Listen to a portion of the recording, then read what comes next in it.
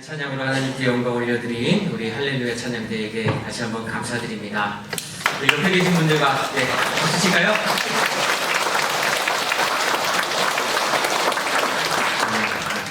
예배 시간에 박수를 받는다는 건 정말 특별한 일인데 귀한 찬양으로 함께 해주신 우리 찬양대에게 다시 한번 감사드립니다. 우리 옆에 계신 분들과 이렇게 인사하고 우리 말씀 나눴으면 좋겠습니다. 반갑습니다. 환영합니다. 잘 오셨습니다. 잘 오셨습니다. 저는 이 시간이 제일 좋아요. 설교를 시작하면서 옆에 계신 분들 정말 환영하는 마음으로, 가짜로 아니고 진심으로 반갑습니다. 환영합니다. 인사하는 요 시간을 통하여 우리가 삼산교회라는 하나의 공동체임을 다시 한번 확인하게 되는 것 같습니다. 이 시간도 주님을 만나기 위해 이 자리에 나오신 여러분을 다시 한번 주님의 이름으로 환영하고 축복합니다. 지난 6월 4일이었습니다. 우리 교회에서 우리 부평 동지방 웨슬리 연합 성회가 있었어요. 그때 우리 할렐루야 찬양대가 그 웨슬리 연합성의 특성으로 함께 귀한 찬양을 올려드렸습니다. 오후에 있는 행사다 보니까 제가 지휘자님께 요 일정에 대해서 말씀을 드리면서 우리 할렐루야 찬양대에게 특성을 부탁드립니다 이렇게 말씀을 드렸는데 지휘자님 그 부득이한 사정으로 함께 하실 수 없는 상황이었어요. 근데 제가 억지로 좀 부탁을 드립니다. 좀 해주세요 라고 해서 지휘자님께서 우리 찬양대의 연습을 잘 시켜드릴 테니 지휘자님을 대신 한 분을 잘 구해서 이렇게 특성을 할 수 있도록 좀 준비를 해주세요 이렇게 말씀을 하셨어요. 제가 누구한테 부탁을 드릴까 하다가 부탁드릴 만한 분을 못 찾겠더라고요. 그러니까 할 만한 분이 없어서가 아니라 참 부담스러운 자리잖아요, 그죠? 그 부담을 누구한테 드릴까 제가 폭탄 넘기게 하는 것 같아서 한참을 고민하다가 그냥 제가 하겠습니다 이렇게 냉큼 저질러 버렸어요. 그랬더니 그 폭탄이 저한테 온 거예요. 그날부터 잠이 안 오는 겁니다. 저는 태어나서 지휘를 한 번도 해본 적도 없고, 저는 사실 매주 앞에서 찬양 인도를 하긴 하지만 악보를 볼 줄 몰라요. 노래를 다 외워야만 할 수 있습니다. 악보를 볼 줄 모르는 제가 이 많은 찬양대원들을 이끌고 지휘를 한다? 이게 너무 그때부터 부담이 되는 거예요. 그래서 제가 그날 아침에 일찍 와서 우리 찬양대가 연습하시는 그 자리에 가서 맨 뒤에 앉아서 어떻게 연습을 하시는지, 지휘자님이 어떻게 지휘를 하시는지 뒤에서 열심히 봤습니다. 그리고 점심을 먹고 이제 제가 지휘자가 돼서 첫 연습을 시작하는 그 시간이 딱 됐습니다. 어쨌거나 시작은 해야 되니까 반주자님의 그 반주를 시작으로 노래가 딱 시작이 됐습니다. 그리고 우리 찬양대원들이 노래를 딱 시작을 하셨어요. 이분들은 시작을 하시고 반주는 하고 있는데 저는 뭘 해야 되는지 모르겠어요. 제가 앞에 앉아 있는데 너무 죄송스러운 거예요. 할 수 있는 게 아무것도 없습니다. 뭘 해야 되나 한참을 머릿속으로 생각하는데 식은땀만 나고 제 머릿속에 딱 한 가지 생각만 들었어요. 도망가고 싶다. 여기를 빨리 벗어났으면 좋겠다. 도망갈 수도 없고 어떻게 할 수 없는 그 상황을 마주했습니다.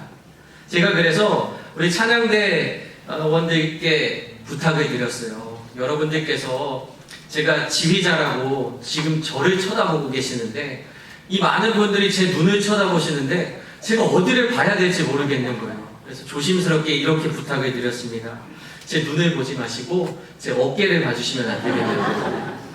저를 쳐다보시면 제가 뭘 해야 될지 모르겠고 해드릴 수 있는 게 아무것도 없어서 죄송한 마음이 더 커지니까 그냥 제 옆에를 봐주세요 이렇게 부탁을 드렸어요. 이제 특송을 하러 부평중앙교회에 갔습니다. 우리는 이 지휘자 단상이 따로 없는데 그 교회는 또 그렇게 지휘자 단상을 이렇게 높이 만들어 놨더라고요. 그 위에 올라갔는데 저만 보이는 것 같아요. 그리고 지금 이 화면으로 저희가 나오는 것처럼 지휘자라고 저를 또 카메라가 찍네요.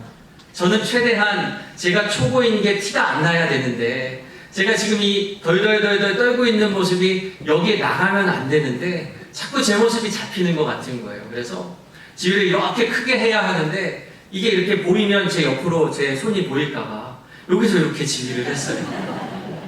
표정으로만 최대한 티가 안 나게 하려고.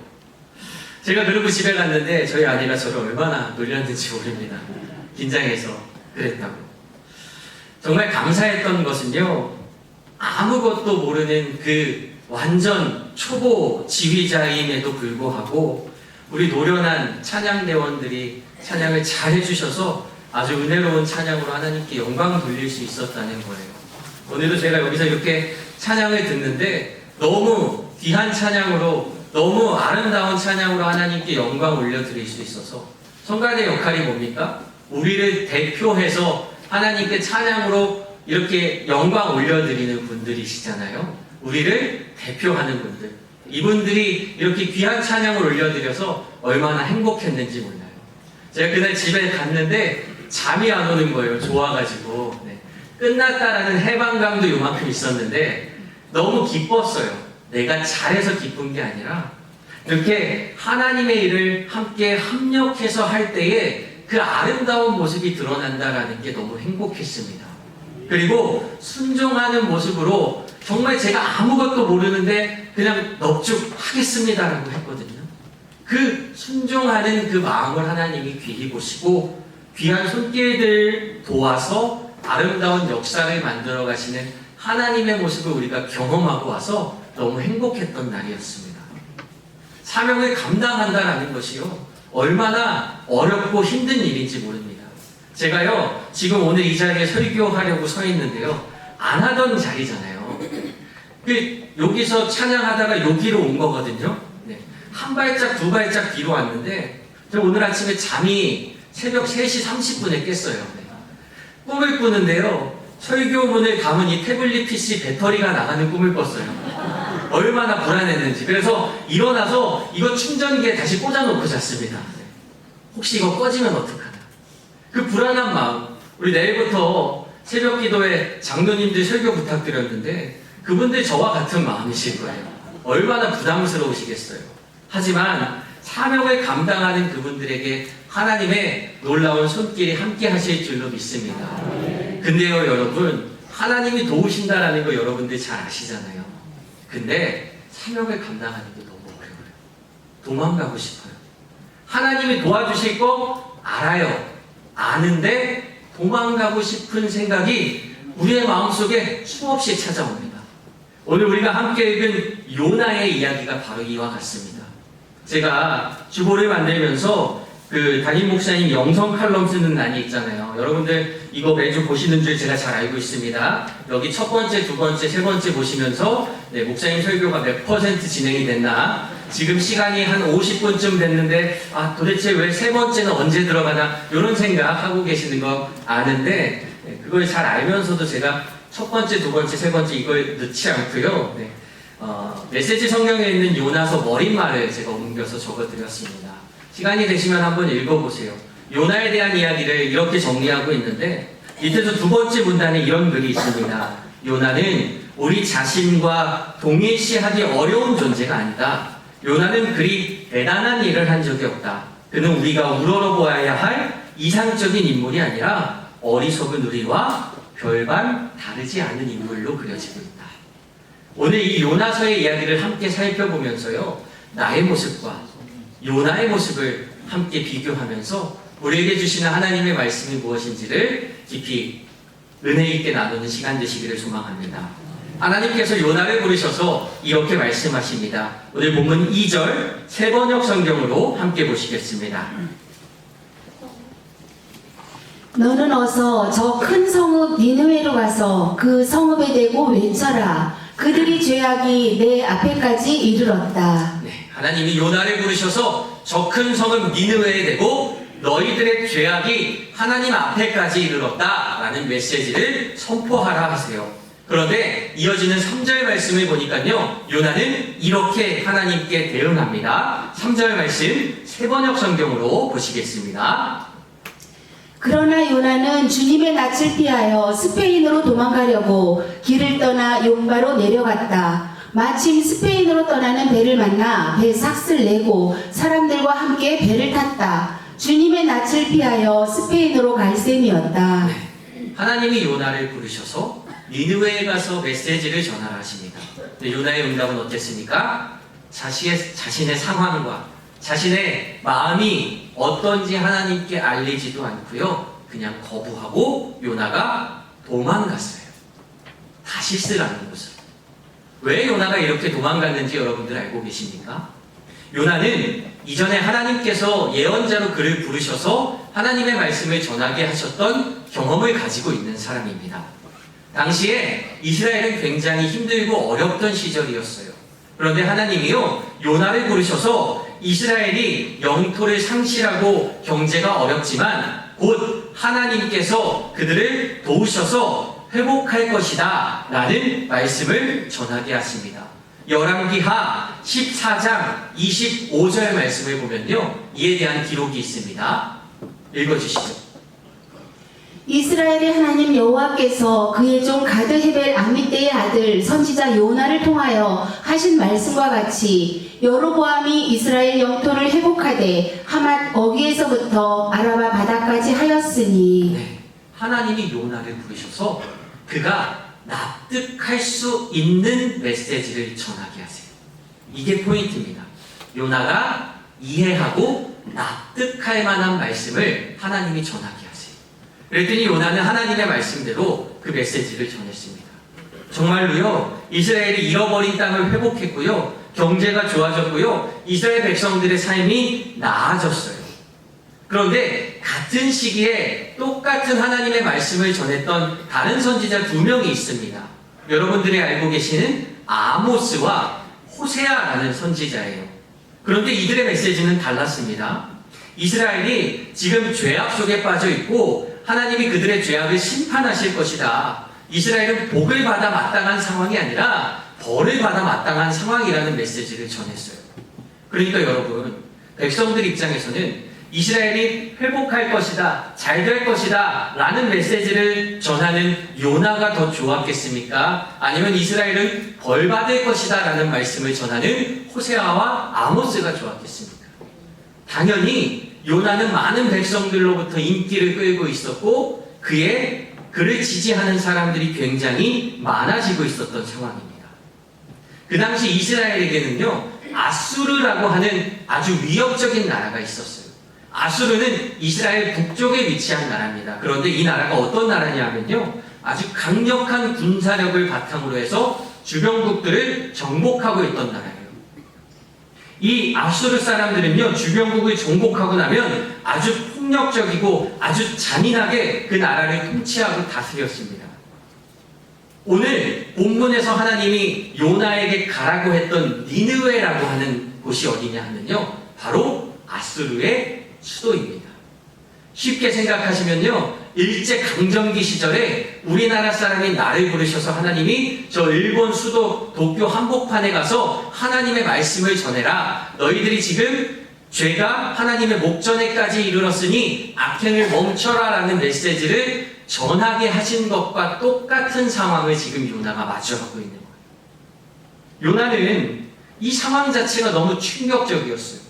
저 악행을 저지르는 아수르를 하나님이 바로 심판하셔야 하는데, 하나님의 민족인 우리 이스라엘을 괴롭히고 핍박하고 있는 저들을 하나님이 무찔러 주셔야 하는데, 하나님이 나더러 저 아수르 니느웨 한복판에 가서 회개하라는 메시지를 전하게 하세요. 요나가 이 상황이 마음에 들지 않았어요. 이 상황 자체가 이해가 되지 않았습니다. 요나는 이해할 수 없는 상황 속에서 3절 말씀을 보니까 다시스로 가는 배를 타고 하나님의 목전에서 도망가 버립니다.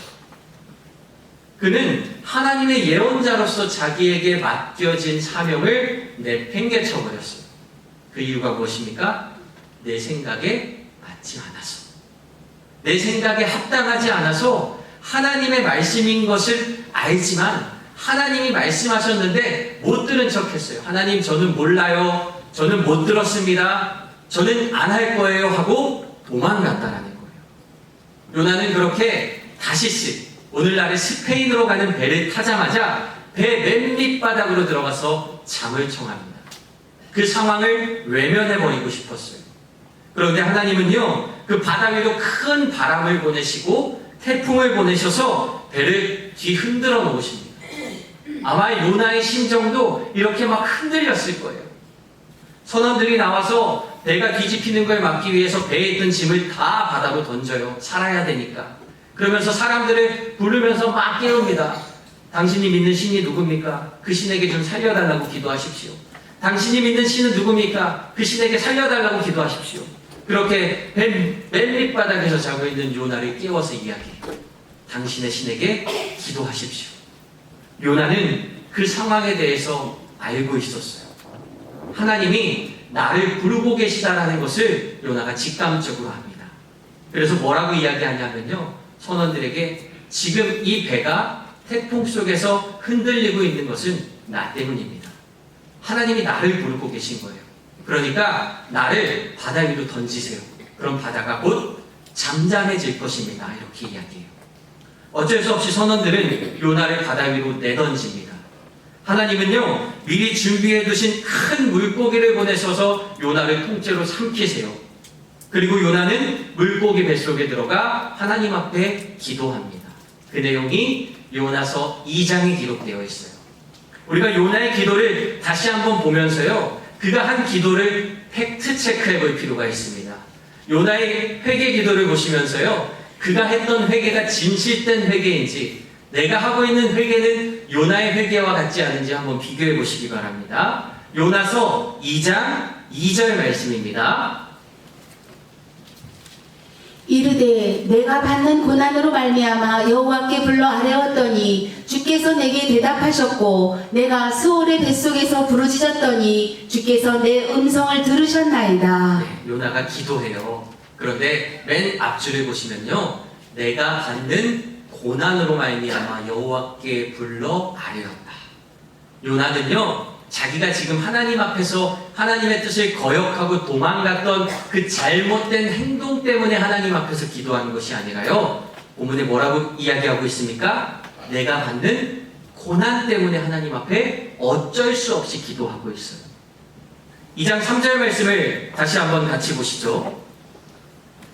주께서 나를 기쁨 속 바다 한가운데 던지셨으므로 큰 물이 나를 둘렀고 주의 파도와 큰 물결이 다 내 위에 넘쳤나이다. 네, 요나가 기도하면서 이렇게 얘기합니다. 주님이 나를 깊은 바다 가운데 던지셨대요. 근데 여러분, 다시 한번 곰곰이 성경을 살펴보세요. 정말 하나님이 요나를 바다 위로 던지셨는지. 요나서 1장 12절 말씀에요, 그가 했던 이야기가 이렇게 기록되어 있습니다. 그가 대답하되 나를 들어 바다에 던지라. 그리하면 바다가 너희를 위하여 잔잔하리라. 너희가 이 큰 폭풍을 만난 것이 나 때문인 줄을 내가 아노라 하니라. 여기 분명히 요나가 뭐라고 이야기합니까? 나 때문에 그런 거다. 나를 바다 위로 던지십시오. 스스로를 바다 위로 내던진 건 요나였어요. 그런데 그가 기도하면서 하나님이 나를 바다에 던지셨다라고 이야기해요. 2장 4절 말씀으로 가봅시다. 요나가 또 이렇게 이야기합니다.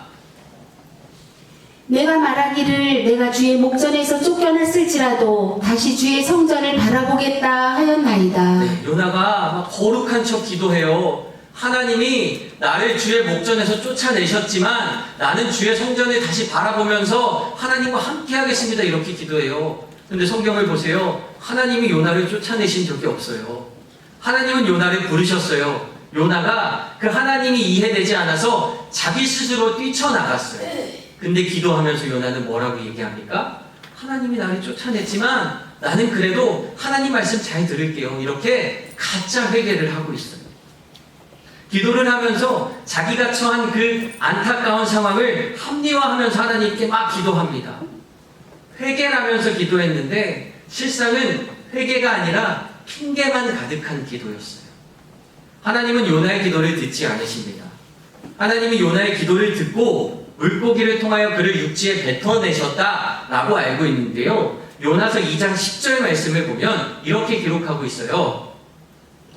여호와께서 그 물고기에게 말씀하시매 요나를 육지에 토하니라. 네, 요나를 육지에 토해버렸대요. 하나님이 요나를 안전하게 육지에 내려놓으신 게 아니라요, 토해버렸답니다. 히브리어로 토하다라는 단어는요, 쓰레기를 배출한다는 뜻이에요. 그러니까 하나님이 요나가 막 마땅하고 합당해서 그를 내려놓으신 것이 아니라 그냥 뱉어버리신 거예요. 물고기를 통해서. 어떻게 하나 보자. 네가 어떻게 하나 보자. 요나는 큰 고난을 당하고 나서 어쩔 수 없이 하나님이 말씀하신 니느웨로 갑니다. 겁이 나니까요. 또 이런 상황이 발생하면 안 되니까.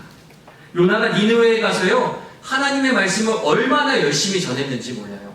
요나서를 읽어보면요, 굉장히 열심히 하나님의 말씀을 전합니다. 그런데 여전히 그의 마음속에는요, 그 하나님의 말씀을 전하는 그 상황이 합당하지 않았어요.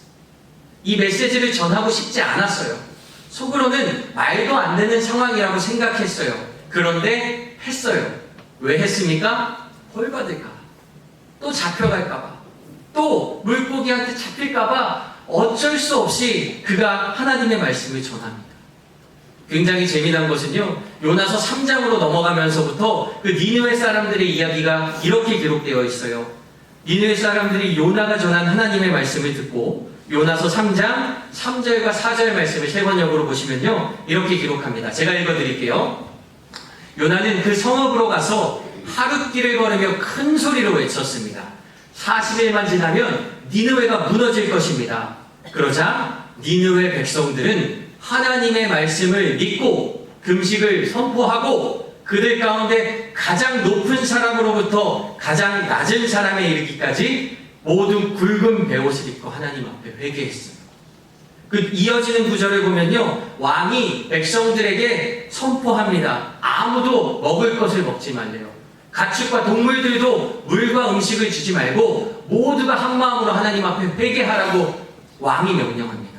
그러면서 혹시라도 하나님께 힘껏 부르짖어서 내가 행했던 나쁜 길에서 돌이키고 힘이 있다고 휘두르던 폭력을 그치면 하나님이 노여움을 푸실 수도 있다. 우리가 회개해야 한다. 왕이 그렇게 나서요. 그러니까 온 백성들이 왕의 명령에 따라 하나님 앞에 회개합니다. 그 결과 어떻게 됩니까? 요나서 3장 10절 말씀입니다. 하나님께서 그들이 뉘우치는 것, 곧 그들이 저마다 자기가 가던 나쁜 길에서 돌이키는 것을 보시고 뜻을 돌이켜 그들에게 내리겠다고 말씀하신 재앙을 내리지 않으셨대요. 하나님이 니느웨 사람들을 용서하신 거예요. 여러분이 만약에 요나라면 이 상황을 보면서 어떤 감정이 생기셨을 것 같아요? 아, 하나님이 나를 통해 메시지를 선포하게 하시더니 이 니느웨 큰 성읍을 회개하게 하시는구나. 나를 통해 복음이 전해지게 하시고 메시지가 선포되게 하시는구나. 너무 기쁘다 이랬습니까? 요나서 4장 1절 세번역 말씀을 보니까요, 요나의 심정은 이랬습니다. 요나는 이 일이 매우 못마땅하여 화가 났대요. 여전히 요나는 이 상황이 마음에 들지 않았습니다. 하나님이 니느웨를 심판하길 바라셨어요. 저들은 벌 받아야 한다고 생각했습니다. 요나는 그 하나님의 뜻을 이해할 수 없었어요. 여러분께서는 이 요나의 이야기를 들으시며 어떤 마음이 드시나요? 아까 그 요나서 메시지 성경 머릿말에 보면요, 요나는 우리와 별반 다르지 않은 인물이다 이렇게 설명해요. 우리와 별반 다르지 않은 이 요나의 이야기를 보시면서 여러분도 어떤 마음이 드셨습니까? 저도요, 살아가다 보면서 요나와 같은 생각으로 하나님을 대할 때가 있었음을 부끄럽지만 고백합니다. 이해할 수가 없어요. 이해되지가 않아요. 하나님이 내가 생각하기에 합당한 메시지를 전하게 하시면 저도 좋아요.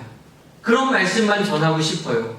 그런데 때로는요, 하나님이 요나에게 말씀하셨던 것처럼 내가 이해할 수 없고 내가 생각하기에 합당하지 않은 그 메시지를 선포하라 하실 때 그걸 전하고 싶지 않은 게 나의 마음일 때가 있어요. 우리 주변에도 니느웨와 같은 사람들이 있습니다. 내가 생각하기에 저 사람은 벌 받았으면 좋겠어요. 진짜 나쁜 사람이라고 생각되는 사람이 있어요. 특히나 나를 향해 날카로운 말들과 행동을 내뱉는 사람들을 보면요, 저 사람은 진짜 벌 받았으면 좋겠다 라는 생각을 품는 악한 우리들의 모습을 마주합니다. 대신 저 사람이 하나님께 용서받았으면 좋겠다, 저 사람이 하나님의 품으로 돌아갔으면 좋겠다라고 생각하는 것이 마땅한 성도들의 삶이지만 너무 화가 나고 속상하니까 아이고 하나님 저 사람 안 잡아가지고 뭐하나, 하나님 빨리 저 사람 심판하셨으면 좋겠다라고 생각하는 게 우리들의 마음일 때가 있어요.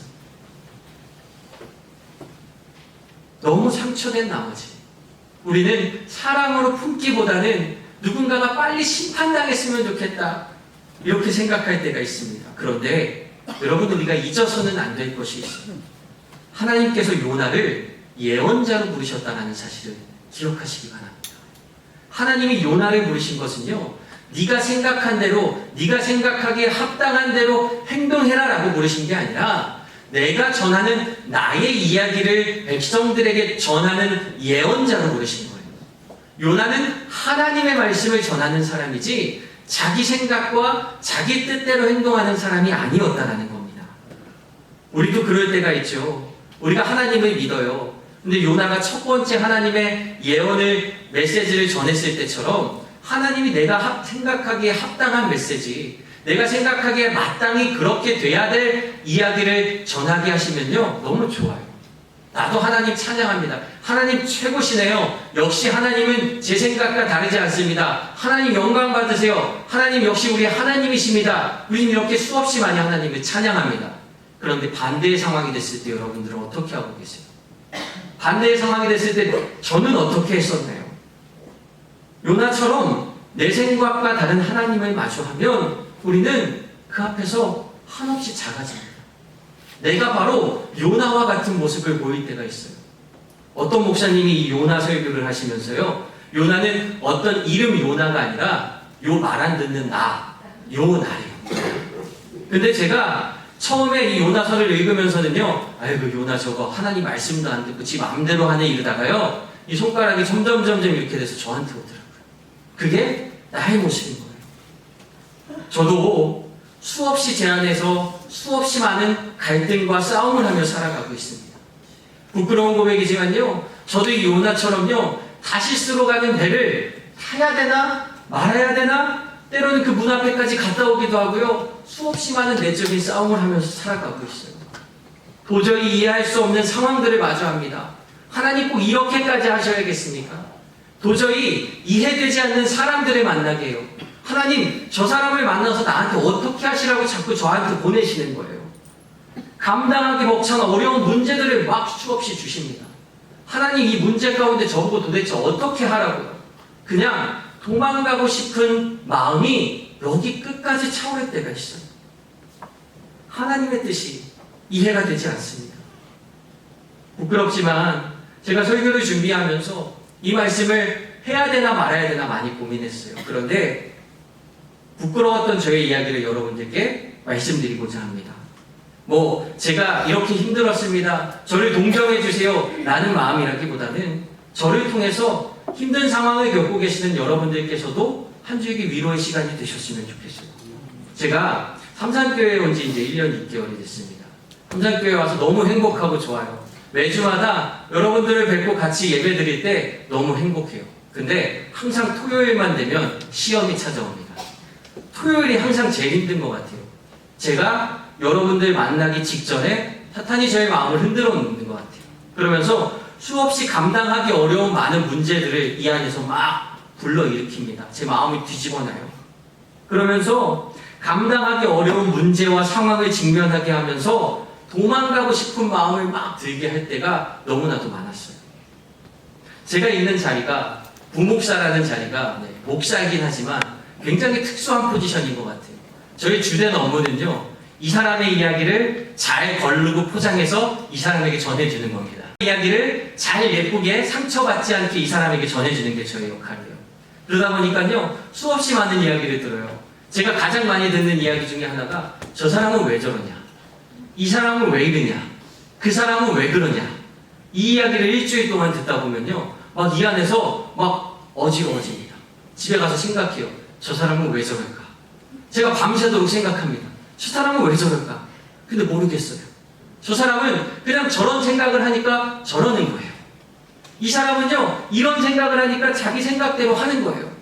중요한 것은 저 사람이 왜 저러냐, 이 사람이 왜 이러냐가 아니라 우리가 그냥 기다려주면서 저 사람이 저럴 수밖에 없구나, 이 사람이 이럴 수밖에 없구나 이해하면서 공동체 안에서 하나 되며 그냥 아름다운 모습으로 연합해야 하는데, 사람이 모인 공동체다 보니까 그 뾰족하고 날카로운 말들이 오갈 때가 있어요. 그러면 중간에서 양쪽의 그 이야기를 막 듣다 보면 제가 감당하기 어려워질 때가 있더라고요.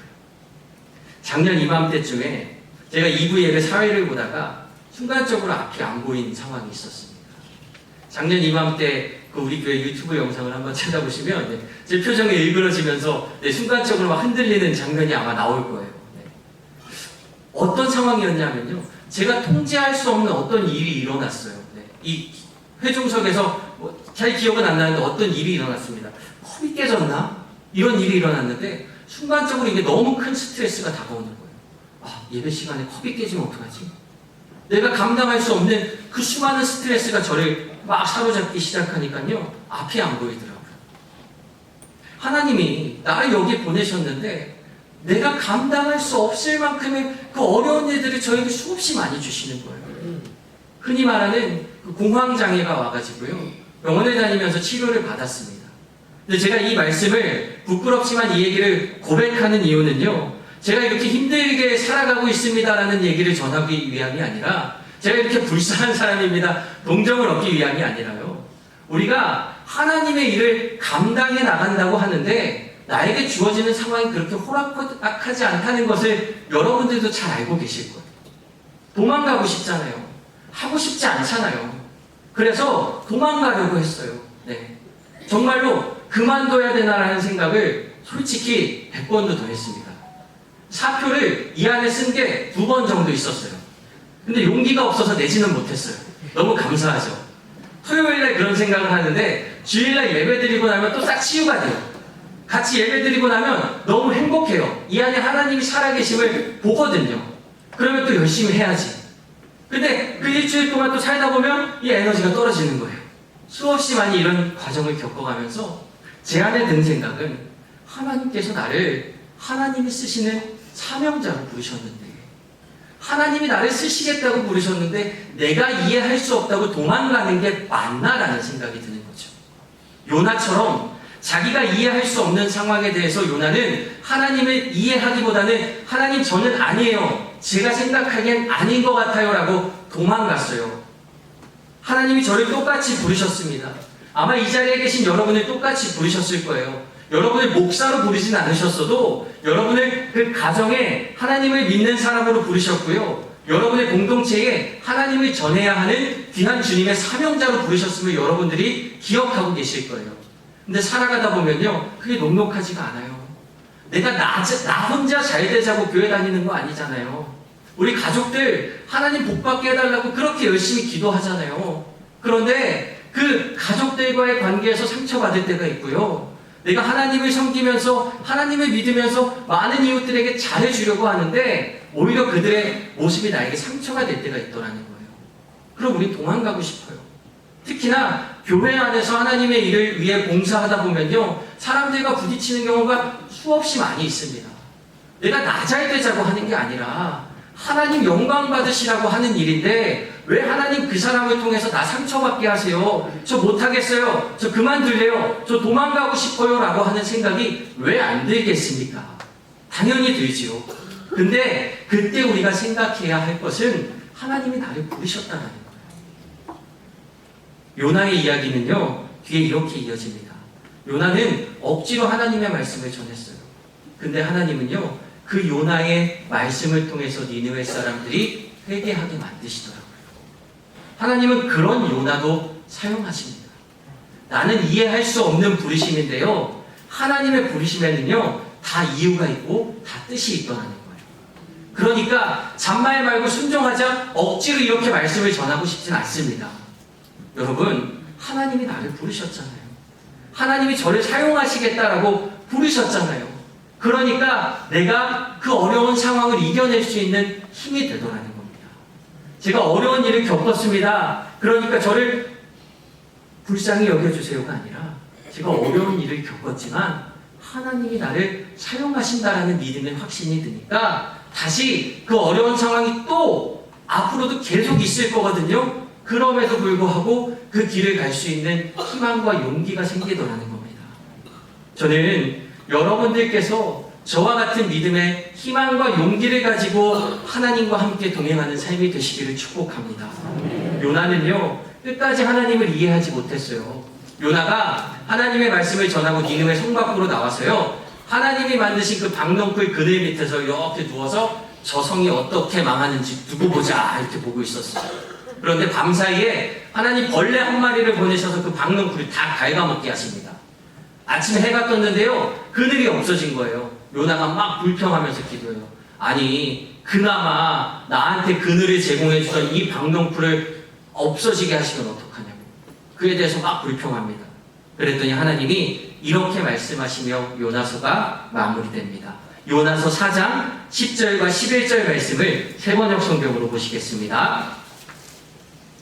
주님께서 말씀하셨다. 내가 수고하지도 않았고 내가 키운 것도 아니며 그저 하룻밤 사이에 자라났다가 하룻밤 사이에 죽어버린 이 식물을 내가 그처럼 아까워하는데 하물며 좌우를 가릴 줄 모르는 사람들이 12만 명도 더 되고 짐승들은 수없이 많은 이 큰 성읍 니느웨를 어찌 내가 아끼지 않겠느냐. 아멘. 내가 생각하기에는 저 사람들이 나쁜 사람이에요.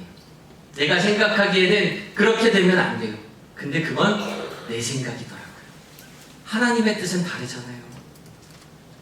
하물며 좌우를 가릴 줄 모르는 사람들이 12만 명도 더 되고 짐승들도 수없이 많은 이 큰 성읍 니느웨를 하나님이 어떻게 그냥 내버려 두실 수 있겠습니까? 하나님은 우리 한 영혼이라도 하나님께 다시 돌아오기를 바라시는 그 넓고 크신 사랑으로 우리를 사랑하시는데 나는 하나님의 사랑을 내가 제한해버립니다. 저 사람은 사랑받을 자격이 없어. 저 사람에게는 하나님의 용서가 있으면 안 돼. 그 교만했던 나의 모습을 회개합니다. 그리고 나를 부르신 하나님의 부르심에 순종하는 제가 되기를 다짐합니다. 나의 마음을 돌이키시기를 소망합니다. 내 마음을 합하지 않을 수도 있어요. 내 마음에 이해가 안 될 수 있습니다. 하지만 여러분의 마음의 변화에서부터 놀라운 역사와 변화가 시작됨을 기억하시길 바랍니다. 하나님은 요나를 사용하셔서 그 큰 성읍 니느웨를 구원하셨어요. 하나님은 여러분을 사용하셔서요, 여러분의 주변에 있는 그 수많은 이웃들과 가족들과 사랑하는 친구들을 하나님 품으로 인도하길 바라십니다. 그 사명을 위해 하나님이 나를 부르셨음을 기억하면서 주님의 말씀에 순종하고 하나님과 동행할 수 있는 믿음의 성도 여러분들이 되시기를 축복합니다. 기도하겠습니다. 사랑이 많으신 주님, 오늘도 우리를 기억하여 주시고 하나님을 예배하는 주님의 백성으로 인도하여 주시니 감사합니다. 주님 사랑하는 마음 담아 우리의 발걸음을 옮겨 하나님 앞에 예배합니다. 주님이 우리를 부르신 이유를 다시 한번 기억하면서 세상에 나아가 하나님의 말씀을 전하는 저희들 될 수 있도록 인도하여 주시옵소서. 내 뜻이 아니라 하나님의 뜻이 무엇인지를 기억하며 그 뜻에 맞춰 살아가는 진정한 복된 삶을 살아갈 수 있도록 주님 축복하여 주시옵소서. 감사하며 예수님의 이름으로 기도드렸습니다.